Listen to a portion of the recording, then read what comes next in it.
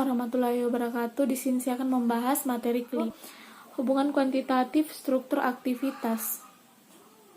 Saya akan membahas 3 pokok bahasan pada materi ini, yaitu yang pertama pendekatan HKS Free-Wilson, yang kedua pendekatan HKS Hans, dan yang ketiga contoh model HKS Hans dalam pengembangan obat penyakit degeneratif dan kanker.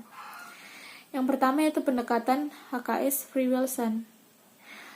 Free dan Wilson mengembangkan suatu konsep hubungan struktur dan aktivitas biologis obat yang dinamakan model de novo atau model matematik Free-Wilson.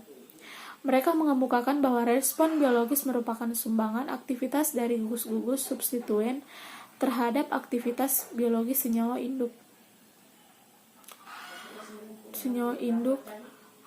Selanjutnya, penyelesaian model Free-Wilson menggunakan matriks dan analisis multiregresi linier.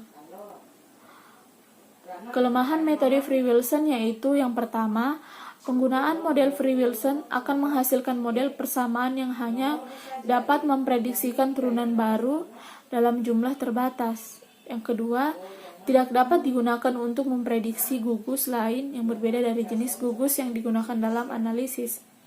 Selanjutnya yaitu pendekatan HKS Hans, di mana Hans mengemukakan suatu konsep bahwa hubungan struktur kimia dengan aktivitas biologis yaitu log 1/C, suatu turunan senyawa dapat dinyatakan secara kuantitatif melalui parameter-parameter sifat kimia fisika dari substituen yang parameter hidrofobik, elektronik, dan sterik.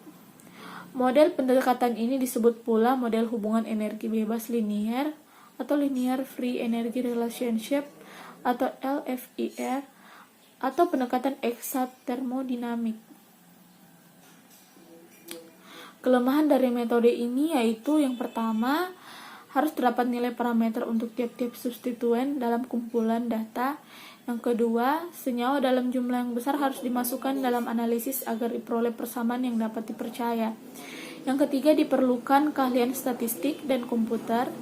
Yang keempat, yaitu interaksi molekul dan yang kecil merupakan bentuk yang tidak sempurna untuk sistem biologi. Dan yang kelima, yaitu seperti hubungan empiris lainnya, perhitungan yang sering akan menghasilkan prediksi palsu. Parameter sifat kimia fisika yang sering digunakan pada HKS model Hans adalah parameter hidrofobik, elektronik, dan sterik.